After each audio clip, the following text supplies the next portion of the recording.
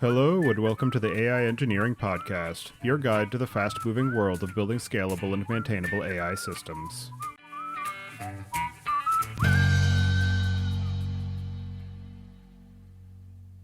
When ML teams try to run complex workflows through traditional orchestration tools, they hit walls. Cash App discovered this with their fraud detection models. They needed flexible compute, isolated environments, and seamless data exchange between workflows, but their existing tools couldn't deliver. That's why Cash App relies on Prefect. Now their ML workflows run on whatever infrastructure each model needs across Google Cloud, AWS, and Databricks. Custom packages stay isolated. Model outputs flow seamlessly between workflows. Companies like Whoop and 1Password also trust Prefect for their critical workflows, but Prefect didn't stop there. They just launched FastMCP, production-ready infrastructure for AI tools. You get Prefect's orchestration plus instant OAuth, serverless scaling, and blazing fast Python execution. Deploy your AI tools once, connect to Claude, Cursor, or any MCP client. No more building auth flows or managing servers. Prefect orchestrates your ML pipeline. FastMCP handles your AI tool infrastructure. See what Prefect and FastMCP can do for your AI workflows at aiengineeringpodcast.com/prefect today. Unlock the full potential of your AI workloads with a seamless and composable data infrastructure.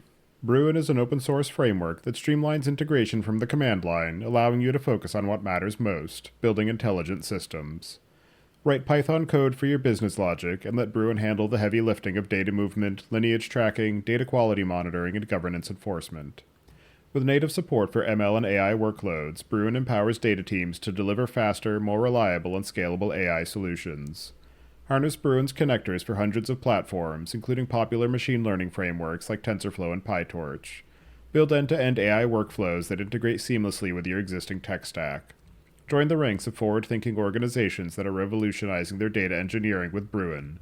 Get started today at aiengineeringpodcast.com/Bruin, and for dbt Cloud customers, enjoy a $1,000 credit to migrate to Bruin Cloud. Your host is Tobias Macy, and today I'm interviewing Will Vincent about selecting and using AI software engineering utilities and making them work for your team. So, Will, can you start by introducing yourself? Yes, thank you for having me on. I'm a Python developer advocate at PyCharm JetBrains, working on the IDE, and I have a long background in web development with Django. And do you remember how you first got involved in this overall space of ML and AI? So I think probably about 2 years ago. I mean, it feels like it ages in dog years because it's only been about 2 years, but it feels it feels like 20. So I've been using AI tools, for at least 2 years every day. I think initially, like many people, ChatGPT, but then Claude, in the browser, and then I guess this year especially agentic use, which we're going to touch upon. So for me, initially it started off as I think a better search or putting in snippets, but as the context windows, which we'll talk about all this, has expanded, now it's a little more YOLO. It's not fully, but you just hop into the command line and shove everything in and ask questions. And I've been working on techniques to kind of get the most out of these agents, but I'm fully on board with like it's way more than autocomplete. I don't know if I would call it intelligence, but there's something there. Like we'll talk about this. I have everyday moments where I'm like, how could it possibly be that clever? And then it'll also just make, hallucinate, just make total mistakes, right? So it's completely untrustworthy. Absolutely. And the other interesting juxtaposition as well is that in the initial introduction, as you said, it was fancy autocomplete and it was helpful sometimes, and sometimes it would just suggest things that were completely pointless and just got in the way. And now we're at a point where there's a much higher degree of consistency in terms of its actual utility if you steer it right. And there's also the difference between just code generation of the common trope this past summer has been the idea of vibe coding, of just give it a prompt and it'll spit out some code and you don't even care what the code is as long as it does what you said. But then you jump over into the principle and practice of software engineering, which is an admittedly young career and occupation in terms of the history of the world and the history of human work. But we do still have several decades of research and practice and techniques that have been built up. And I'm wondering what you see as the overall impact that these AI utilities are having on software engineering as an occupation and as a discipline. Sure. So a lot to unpack there. Simon Wilson, one of the Django creators, and he writes a lot. He put a post out recently about the term vibe engineering, which I think is more how I'm thinking about it. So there's vibe coding, which is someone who's never coded before who can use these tools, Cursor especially, to create something and they think, oh, now I'm a coder, over a weekend. And that's one level. And I think it's good that it lowers the bar to creating things. In practice, you do hit there are things you need to know, and having a background does help. And so vibe engineering is more hopefully how I'm doing it and my friends are doing it, where we're combining these tools with some knowledge and guiding it and treating it like sometimes a junior level developer, but also one who's read everything there is to read and can do a lot of things. So I guess I would just say I think of it much more as vibe engineering, and that's kind of the more interesting place for me because vibe coding, you try it out, but like you're going to hit walls pretty quickly around trying to build anything remotely complicated or anything with a database. But if you already have some background and then you add these tools in and you work on how to get the most out of them, which we'll talk about. I mean, I use the agents all the time now. In fact, the big thing for me is I wonder how anyone's going to learn to code in a way because if you already have some background and some fundamentals, you can just fly with these things, but you kind of don't have to type anymore. A lot of people, or not a lot of people, some people who are very tip of the spear talk about not even really using IDEs, just command line interface, reviewing in Git, and yeah, so the nature of coding, I think for sure has changed, but you still need to kind of know what you're doing.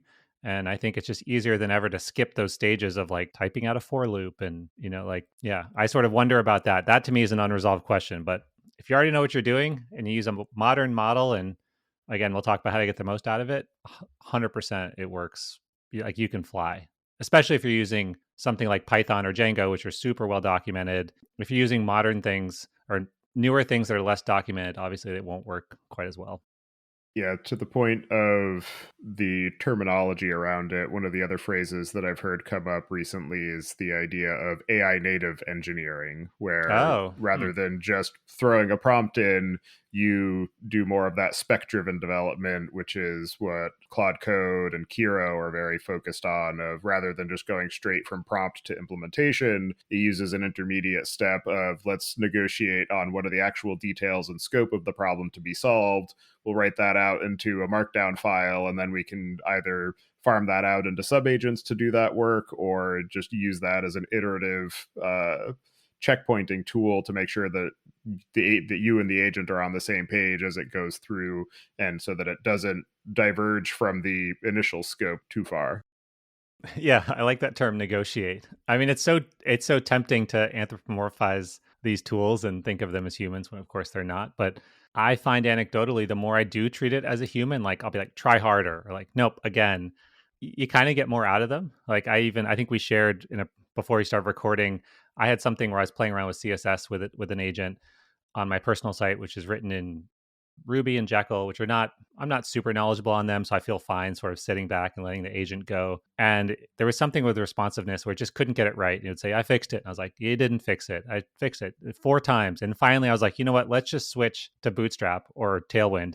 And it literally said, no, no, no, no. Let me try one more time. And then it got it right, which sort of begs the question of like, what is going on in there, right? Like, why didn't it just get it right the first time? Like, I didn't provide new information. I just sort of threatened it in a way like, hey, you're not doing it right. So, I think this was early on termed emergent properties, somewhere like, was it GPT 2 to 3, where it's just like, oh, hey, it sounds a lot more human. But like, we don't know, like, even people working on these, we don't really know what's going on, right? I mean, that's kind of machine learning. Like, it can't tell us what it's thinking. But yeah, there's ways to, it's a long way of saying I find if I treat it like a person, with respect, but kind of push it a bit, I get better results. Though again, that can change, right? They are always updating the filter on how much it agrees with you and not. But certainly the modern version, try harder and it seems to do better.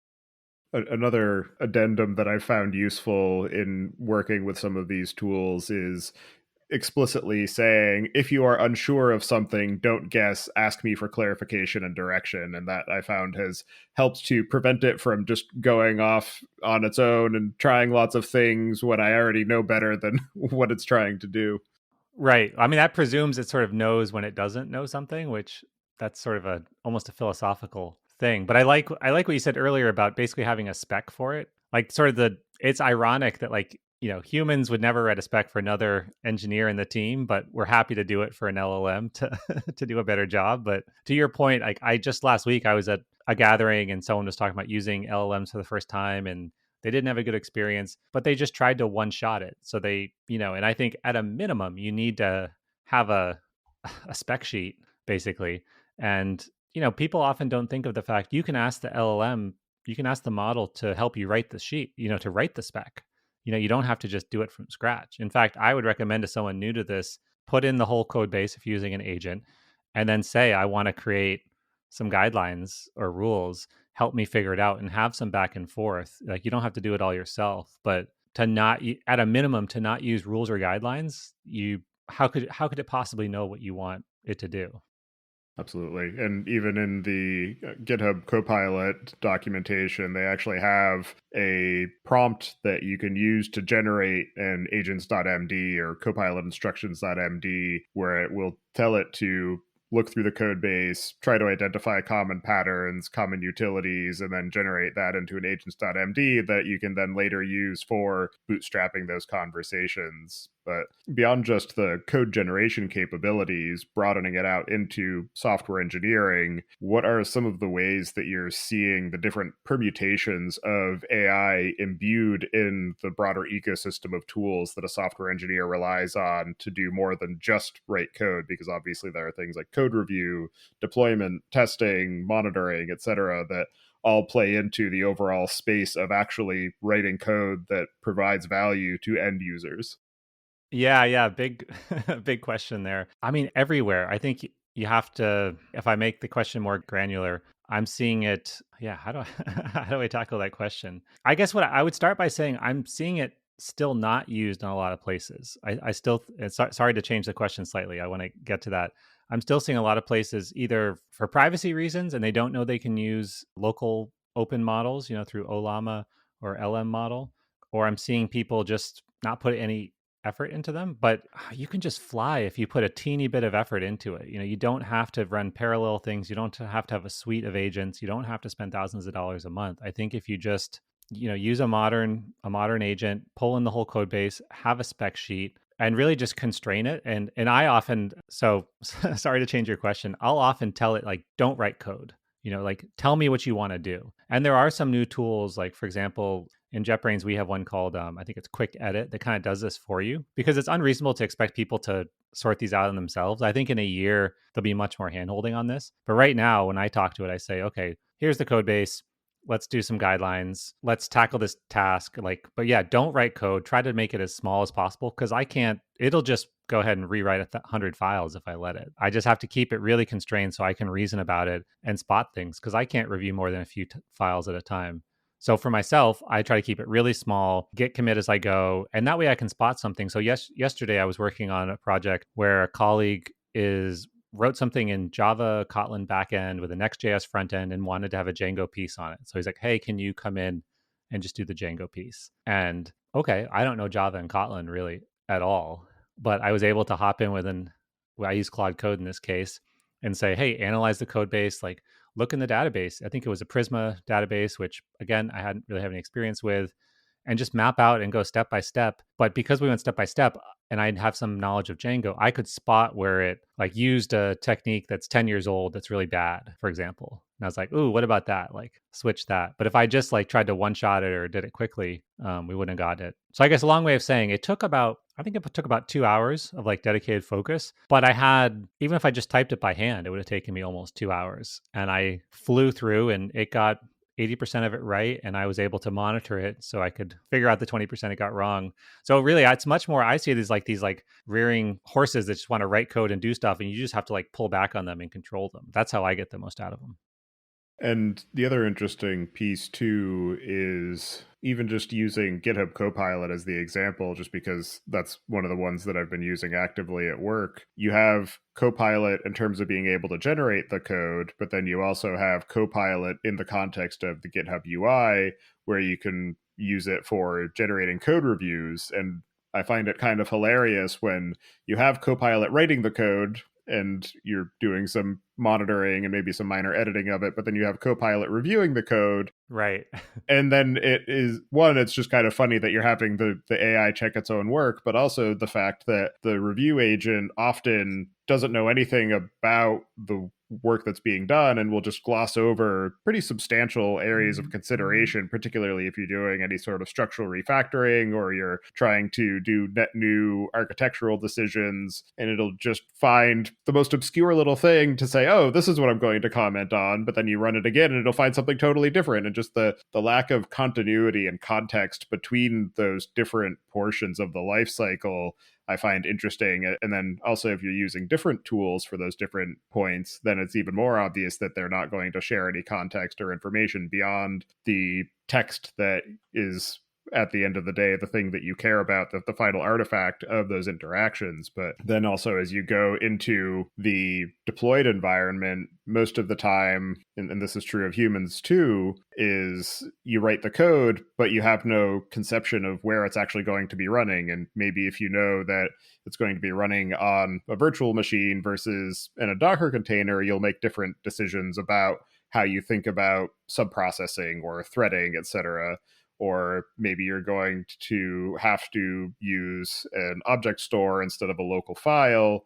And obviously we have abstractions to be able to handle those types of things, but there's often not any real consideration in terms of the agents unless you guide it that way. Those are things that need to be considered in the implementation path. And again, this is true of humans as well, but just thinking through, like, as we try to bring these agentic capabilities into the same space as human operators and treat them as effectively as coworkers, or at least as employees in some abstract sense, we need to be thinking about how do we manage that continuity of context and informing the implementation details based on the realities of the operating environment that we're targeting. Yeah, and I think part of it is so much comes back to the context window. So if you're, so so if you load in a code base and you have a back and forth, all of that is included with future responses. If you then go hop into a totally different context to do a code review or something else, it doesn't have any of that knowledge. So on top of the fact they're non-deterministic, it's just gonna hop in and make other assumptions. I mean, I wonder, I'm sure you've like put in a doc of like, this is the deployment flow and this is how we do it. Like, have you found that that gets your agent any better responses if you say like, here is what I'm trying to do here? So, for cases where the deployed environment does matter, I'll often guide it and provide that context to say, this is actually going to be running in this situation, or this is the overall architecture. And then that will help to guide it. Often, what I find most helpful, and this points again to that divide between people who can be massively accelerated by AI agents because they already have all of the necessary context in their own head to be able to understand where the LLM is missing that context, versus people who are earlier in their career path and maybe haven't already built up that domain knowledge and context and don't know to provide that guidance. Is that I will oftentimes know exactly what I'm targeting. I just don't want to go through the process of typing it all out, Right. internalizing the details of a particular API interface. I just know this is broadly what I want. Here are all the documentation references. Here's all the code that I know that you need to be looking at. Go ahead and do the thing that I said to do, versus the other side of the fence of, I am a new developer in this team or even in my career. I don't even really know what I'm trying to do yet. I just know that this is the thing that I was told to do.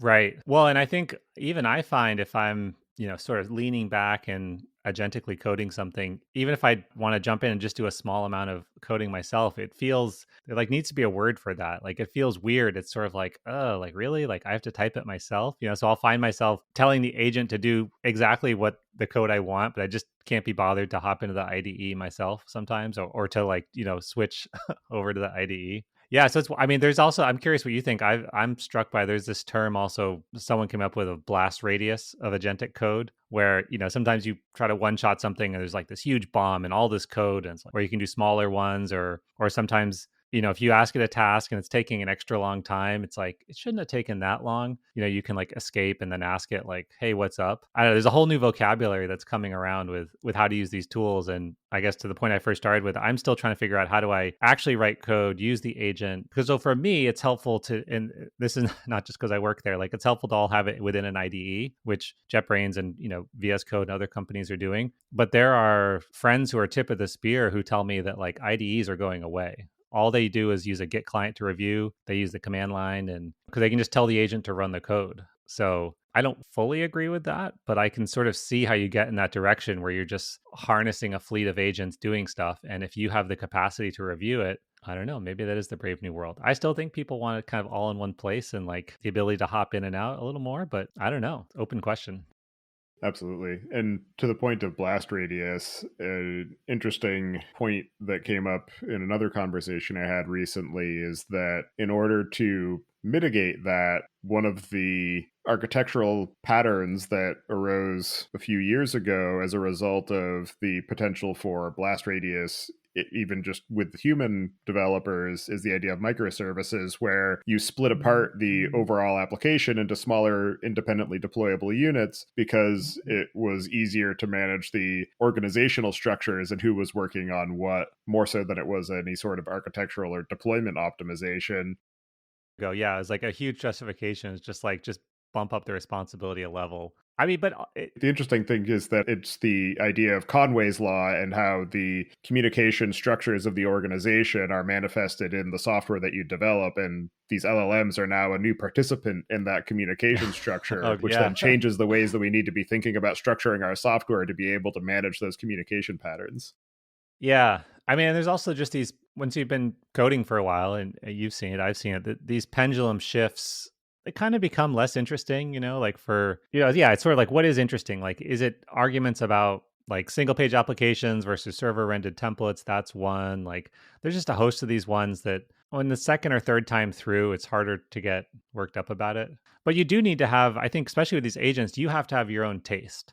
And like, maybe this is an optimistic take, but like, you have to have an opinion to guide it because it will do kind of whatever you want it to do, but it doesn't by definition have good taste. It's just, you have to say, hey, I like to do my code this way, or, look at this, if you want to be super lazy, you can say, look at this code base and try to mimic those styles. There are sort of shortcuts, but you still have to provide some degree of taste on it. But again, if you've never, I wonder, how do you have taste if you don't write code yourself? I mean, maybe that's me being being an old fuddy duddy, but it's like, well, if you've never really, really written code, yeah, I don't know. I mean, but they can do so much more than write code. I mean, I use them all the time to just review stuff, to just, hunt for bugs, but like think of ways I could optimize this. I mean, just sort of again, like a colleague who doesn't get tired, who's infinite patience, who I never fully trust, but you know, yeah, like I think you said earlier on, like maybe if they, if I say, "Hey, give me 5 ideas on this," then I keep pushing it a little bit. Like I wish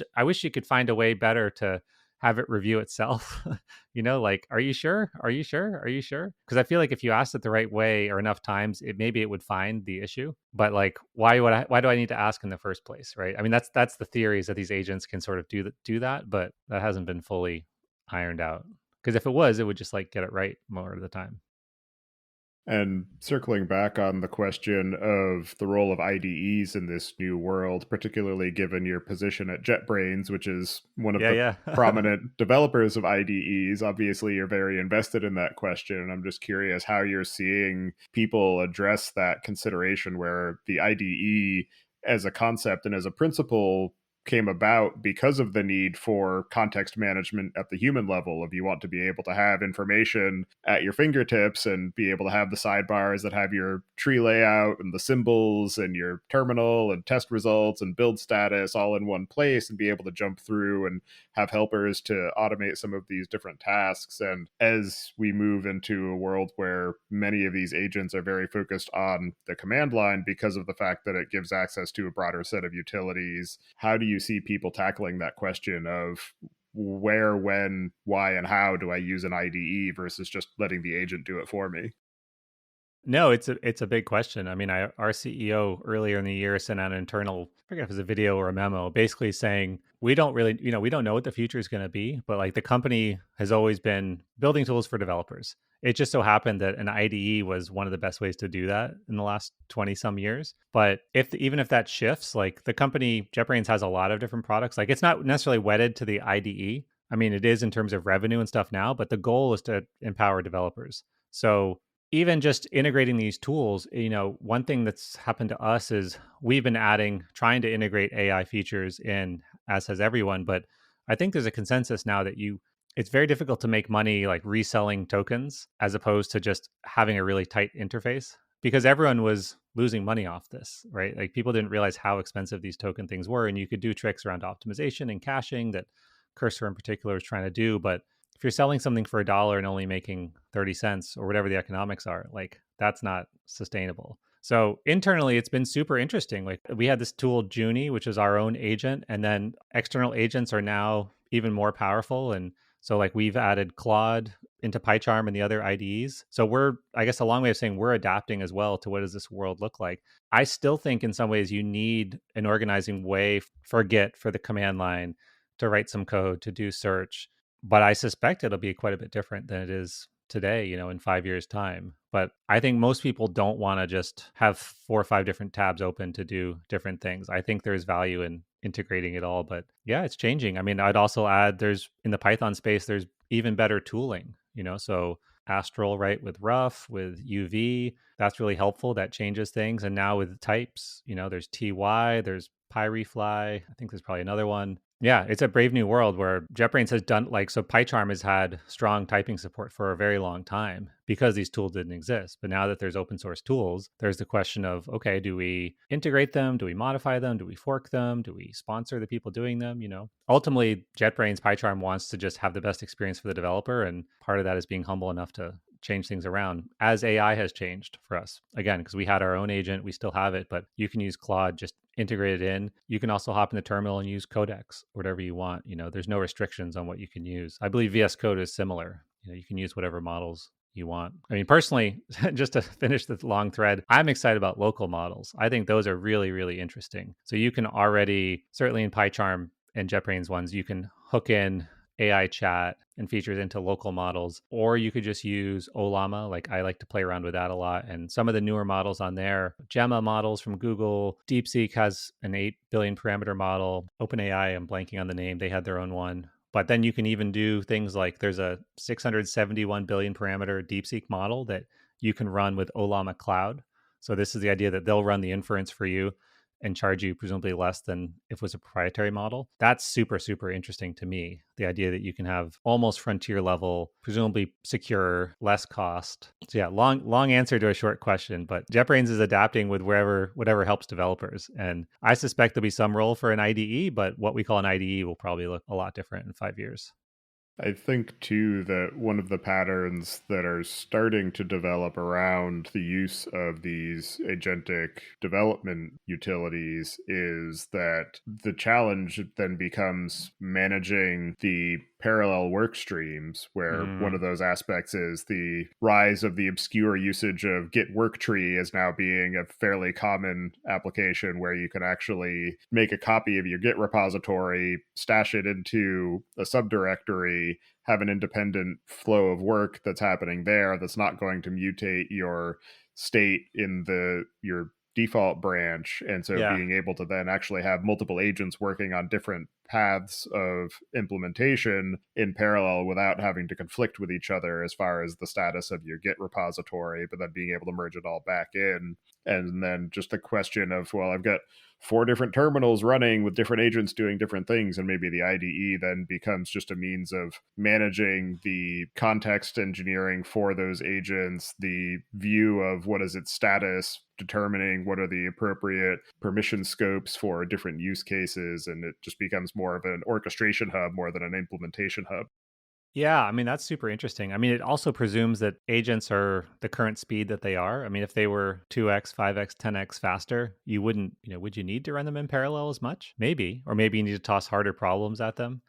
I think it also comes down to how does your brain work? I mean, I'm a single monitor kind of person. I don't want six windows up. Like I can't deal with that. But some people can, right? So for me, I'm curious. I'm aware of these parallel agent approaches, and some people I know do them. I barely can keep up with one agent, let alone six. Though I do, there's that old XKCD about like developers hitting swords and like, get back to work. My code's compiling. It does feel like waiting on an agent is sort of like the new compilation level where it's, short enough that it's long enough it breaks you out of the flow, but it's not so long that you take 30 minutes and go run an errand or something. So I would love to find a way to be productive during that time I'm waiting for the agent. But I think for me, anyways, spinning up more agents just further muddies my own limited human context. But maybe your experience is different.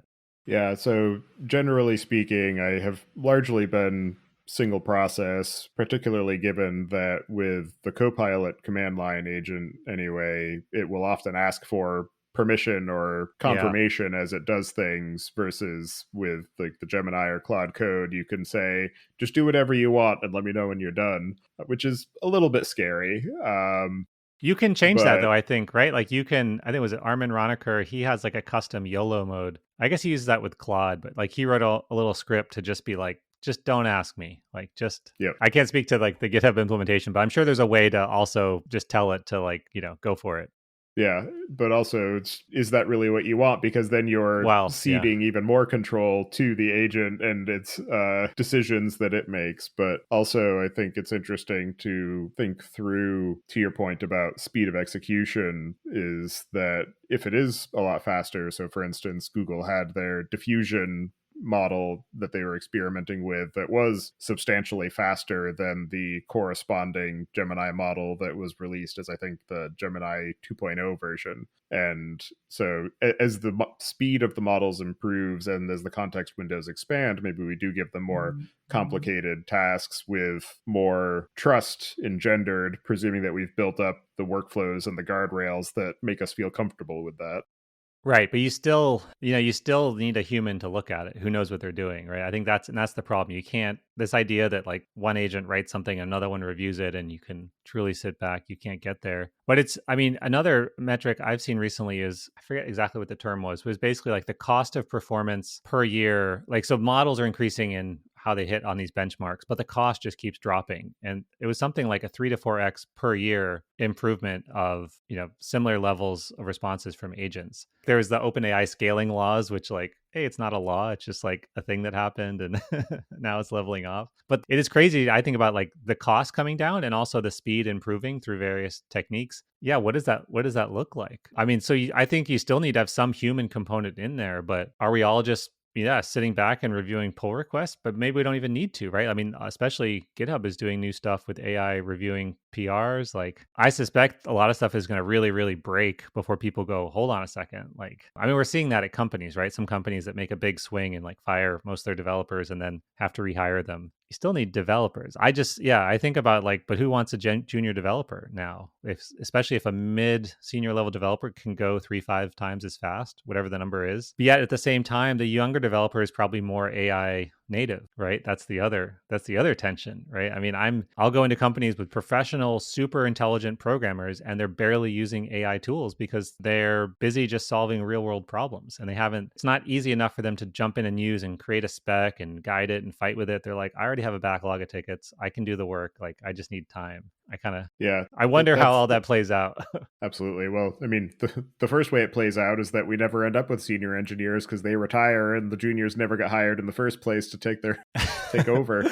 But I think too that also speaks to the broader question of a lot of these AI tools are executed on a single person's machine, largely driven by a single person. And that makes it a little difficult to manage that shared context, shared techniques at the team level. We have utilities such as the Google Jules or Copilot's agent mode, where you can give it an issue and it'll generate a pull request. And so that brings it a little bit into a shared space. But one thing that I've been planning on experimenting with is actually writing a little utility to mine the history of interactions with these agent utilities to be able to extract what are the techniques, what are the prompts styles, what are the pieces of information that were used to be able to produce a given result, both for positive and negative cases, and then trying to generate some sort of shared corpus of best practices that other teammates can build from, as well as being able to populate the various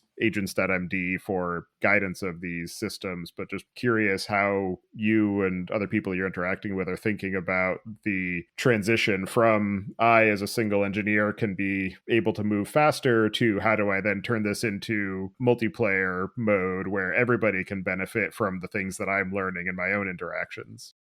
I think that's a great question. I haven't seen a ton of people with the space to ask that question. I think it's more about trying to get an entire team to use these agents effectively. And that's a big step. Again, because there's no short agreed upon guidelines of how to do it other than just like, hey, just play around and give it a feel and work on stuff that doesn't really matter. And then, like, when do you know that you can work on production level code? I really like what you said about sharing context across teams. I mean, it is sort of wild in a way that these like silos of of context with these conversations, and even as a context window expands, it'd be nice to share that in some way. Because even if you found these prompts, these techniques worked, we're getting new models 2-3 times a year from the leading providers. So there's no guarantee that the same things will work. You're going to rerun it each time. Like that feels undoable. The area I would love to play in if I had the time and expertise is like fine tuning models on, codebase. So if you, I don't know, MIT where you work, right? If you just take all the code and dump it in and fine tune, a DeepSeek model, like what does that look like? Is it better? I mean, it could be. Maybe it is. Maybe it isn't. I think there's gonna be a lot more of tools to like just drag and drop in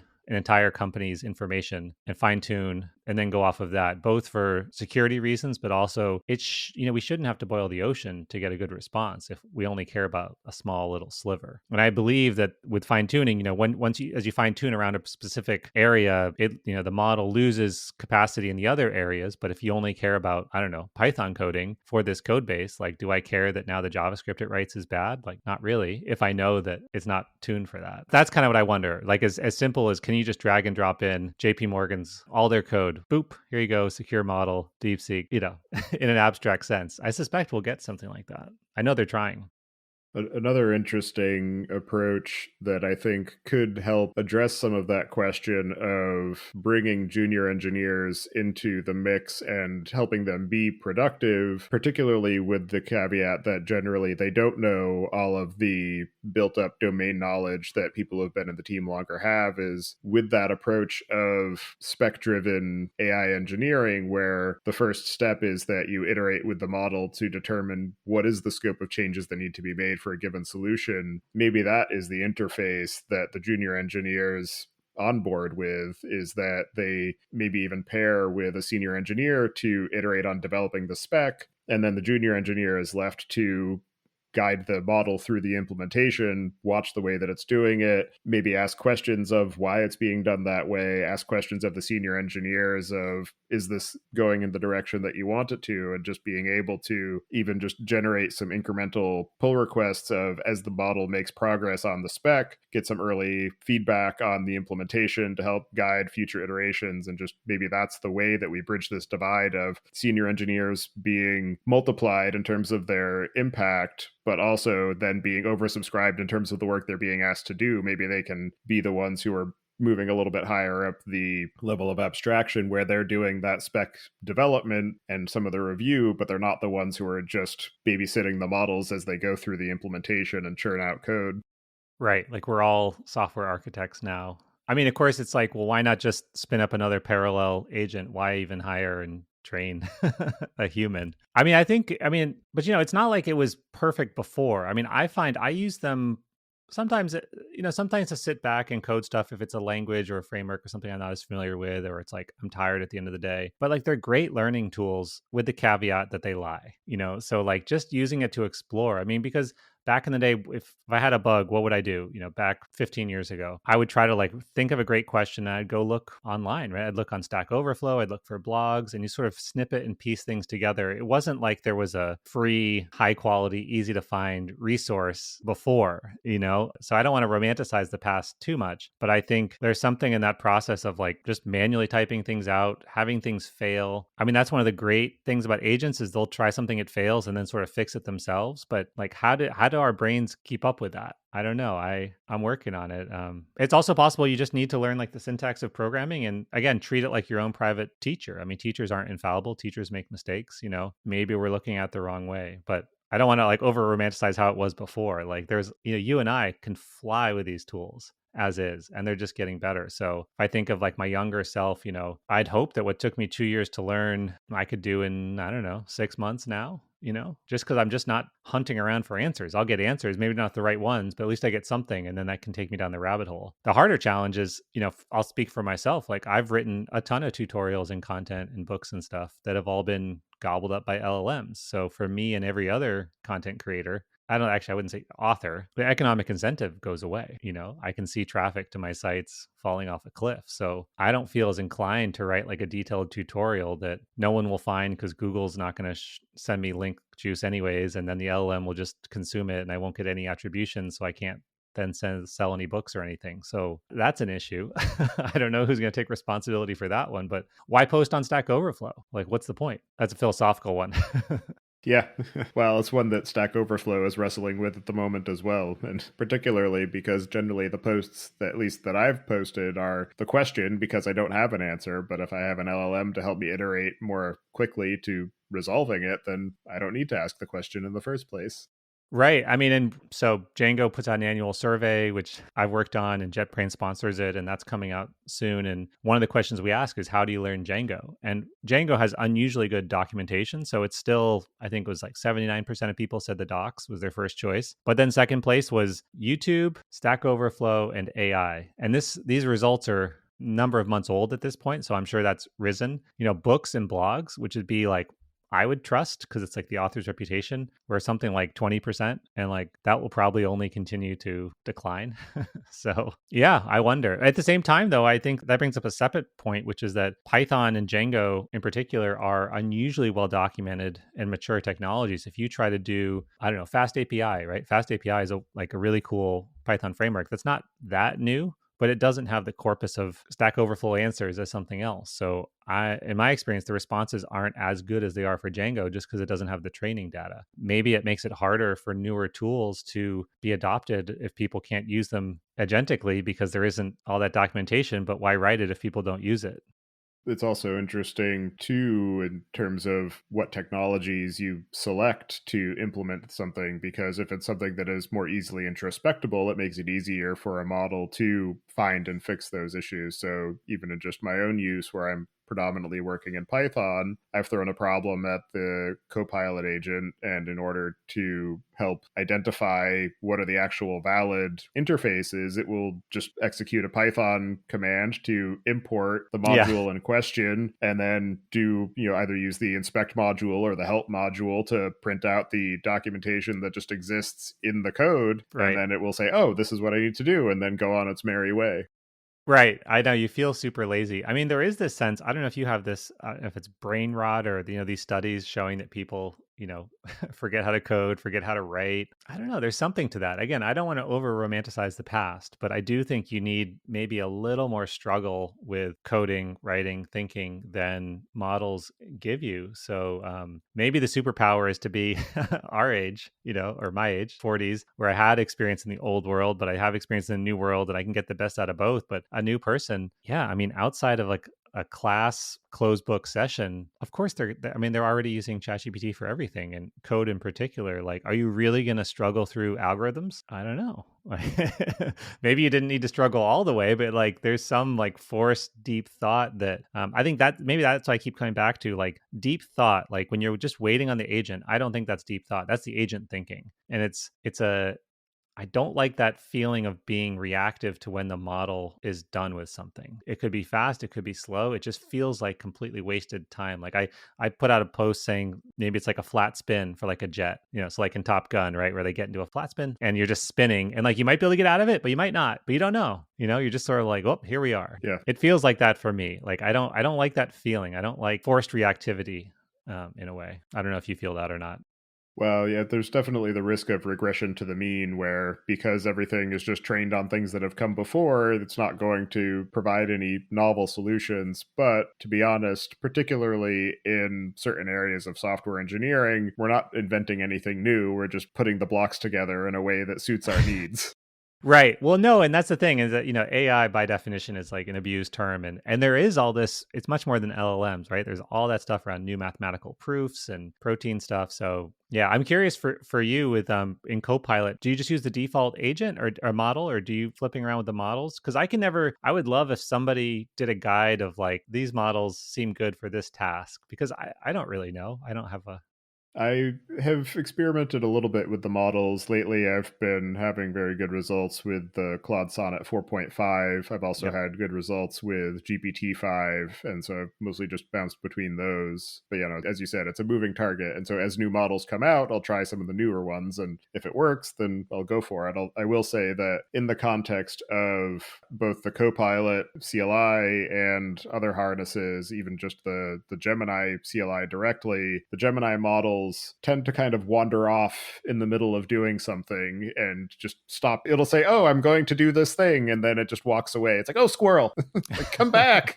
It needed a couple more parameters Yeah, to focus. Yeah, like I just had some long flights for travel and I was using mainly Gemma. It's hard to know. It's too much change in these models. But maybe if they slow down their pace of change, we'll get better. Slow down and be able to like implement these things. Cuz I do think at the end of the day people want to just sort of talk through, here's what I want, and the agent or an interface automatically creates the spec, automatically creates the plan, handholds in a way like we're really, it's wild, we're just like raw interacting with the models right now. I don't think that will stick around, right? It feels like doing kind of like command line, like DOS, when we should just be dragging and dropping.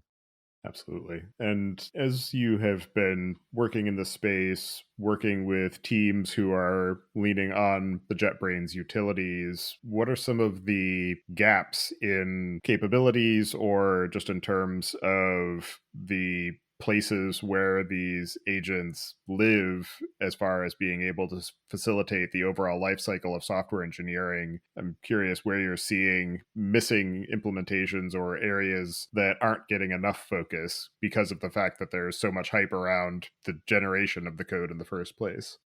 I mean, I think I find a lot of people just not even doing the very basic. And so I'd love to give like a more complicated answer, but I still see, I don't want to, I don't want to get too specific, but even like accomplished teams just not using these tools. Or if they use these tools, they'll use one flavor of it and they won't experiment with different models. They won't invest any time into trying to get the most out of them. They'll just they got a long queue of work problems, try to one shot it into an agent. The agent will sort of solve one thing, get others wrong, then they have to spend a day or two fixing all of that, because it changed a subtle bug somewhere else. And then they go, you know what? Like, I'm just not using these tools. And I think that doesn't give a fair shake to the tools but I think you can't just like drop them into a professional workflow. You have to sort of build up to that. So I would say start with lower stakes things, start with things that aren't production code at a minimum, as you said. And we've said like have specs for it. So I think people just don't give it a fair shake, but I get it. They're busy. They've got stuff to do, or maybe they have restrictions around privacy. So separate from parallel agents and a fleet of stuff and firing everyone, I think just have a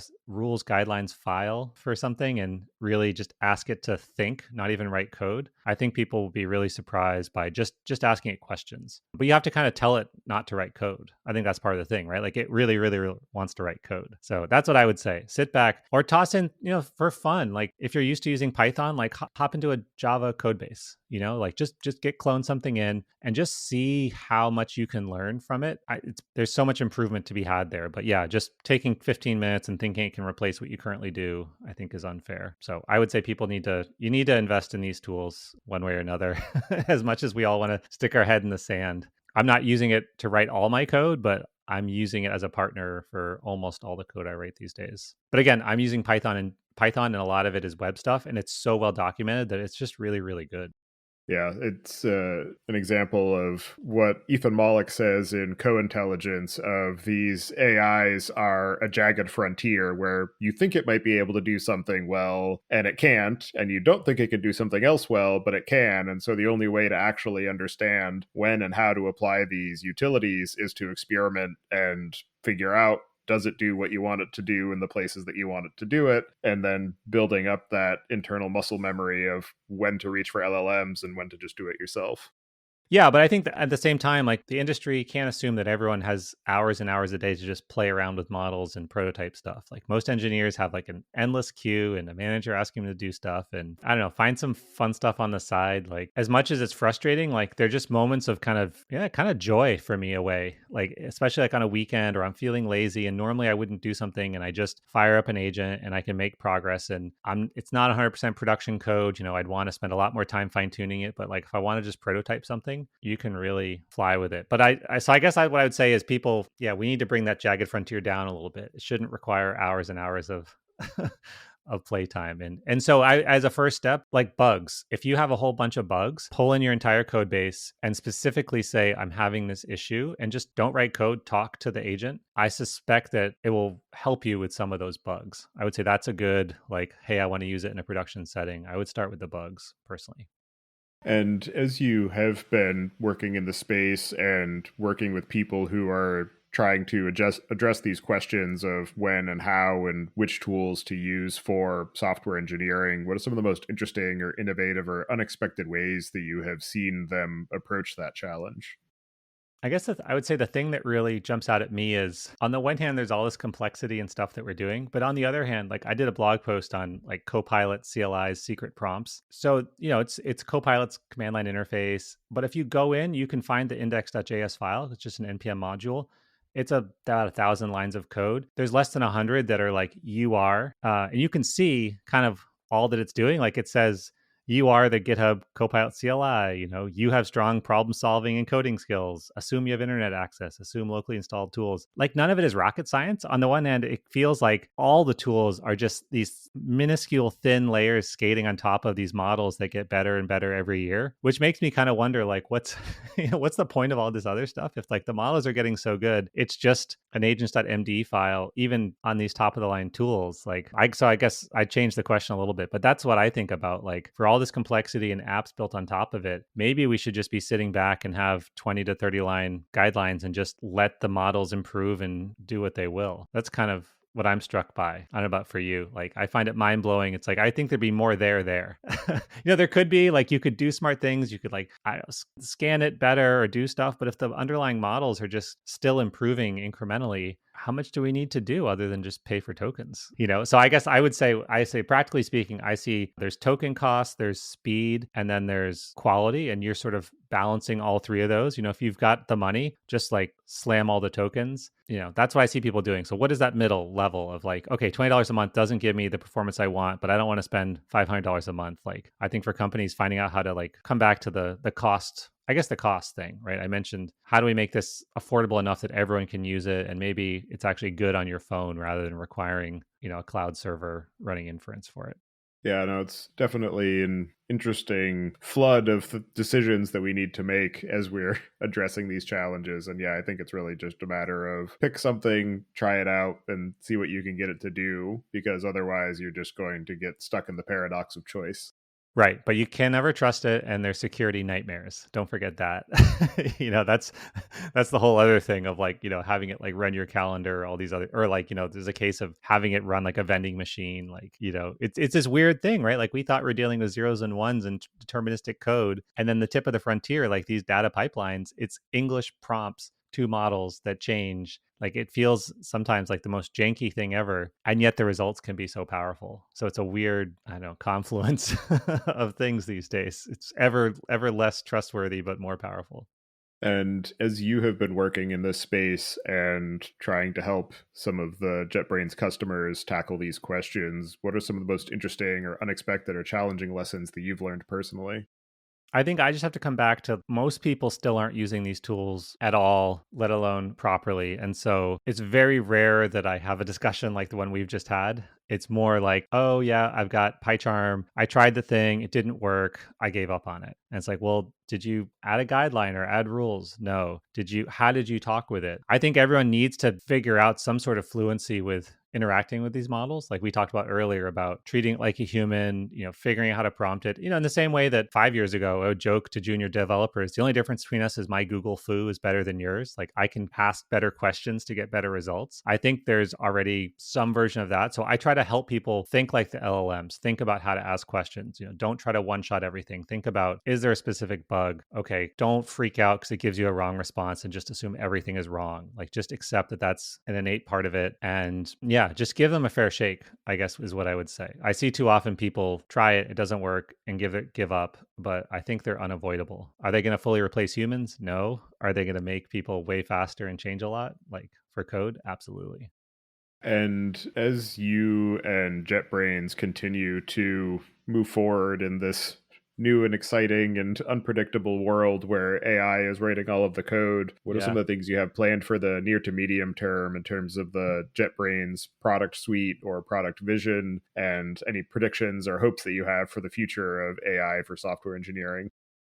So I had a meeting with my boss just separately before this, and I I asked her, I was like, "What can I talk about?" So there's a lot of discussion and a lot of things coming down the pipeline. I can't share anything until it's out, but I think it's all pointing in the direction of an easy to use interface for the user that pulls in chat, pulls in agents, gives you the choice. On my wish list, I don't know if when this would come, is I would love to see defaults. So like you're like, hey, yeah, let's try it. And the IDE analyzes your code base and says, oh, I see you're with Python. Like we've internally ranked the models and we think this is a good choice, and just holds your hand through a lot of this. You're starting to see this with some of the quick edit or next edit tools, but more hand holding, I guess, would be what I would say. JetBrains is adding some of that. I think you can expect more down the pipeline. And I think ultimately helping people get the most out of these tools is what an IDE and JetBrains should do. But yeah, there's a lot, a lot happening, a lot being tried, a lot of things we try internally, and then some get killed and some don't. But I think it all points in the direction of just trying to hold someone's hand to use these tools and whatever model they want. Again, no one's locking you in, which I think is important to say. Like you can pick whatever frontier model, whatever local model you want. I just personally wish that, and I think, and we are working on it in some respects, we could just sort of default people to a better experience with these tools than having them explore the jagged frontier themselves. Are there any other aspects of the use of AI and agentic utilities in the context of software engineering that we didn't discuss yet that you'd like to cover before we close out the show? I think the last thing I would say is I find that like your Git client is more important than ever as we're all just becoming sort of managers reviewing stuff. We didn't really touch upon that. I think everyone kind of has a different one that they really like, but it's interesting to see that's in some ways another layer of abstraction. We're not even typing stuff, but you're prompting it, but then you got to be really good at reviewing it in Git. And I think that's you could do a whole podcast on how to get the most out of out of Git. So yeah, that would be the area we didn't really touch upon. Favorite Git tools and how we're using Git with these LLM generated code. Maybe we all just need to switch to Mercurial.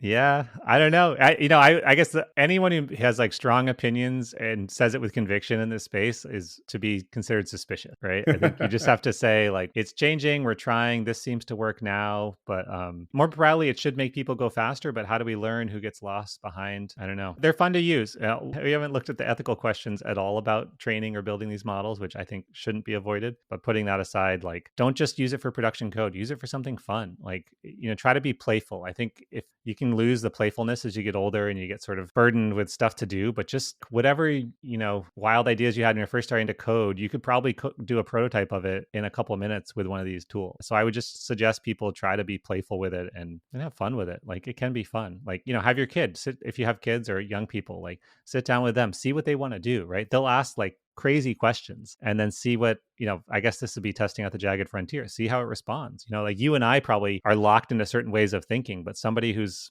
not might ask crazy things and get crazy responses that could be good. Absolutely. Well, for anybody who wants to get in touch with you and follow along with the work that you're doing, I'll have you add your preferred contact information to the show notes. And as the final question, I'd like to get your perspective on what you see as being the biggest gaps in the tooling, technology, or human training that's available for AI systems today. Ooh, I think it's that when do you stop typing and when do you sit back and start agenting? I think people need to do more typing than they're doing, but I'm trying to figure this out. Like I create content, I teach people. I wish there was more of a canonical answer on that. I don't think you should just start coding by agenting. I think I've seen this. You will get completely lost and it's not to be advised. Like you need to type some stuff out, but I don't know exactly where that line is. Well, thank you very much for taking the time today to join me and share your thoughts and experiences on the use of these AI capabilities for software engineering problems and some of the lessons that you're learning in the work that you're doing for JetBrains to help inform those ideas and questions. So appreciate all of the time and energy that you and the rest of your team are putting into that. And I hope you enjoy the rest of your day. All right. Thank you. Thanks for the opportunity. Thank you for listening. Don't forget to check out our other shows. The Data Engineering Podcast covers the latest on modern data management, and podcast.init covers the Python language, its community, and the innovative ways it is being used. Visit the site to subscribe to the show, sign up for the mailing list, and read the show notes. And if you've learned something or tried out a project from the show, then tell us about it. Email hosts at aiengineeringpodcast.com with your story.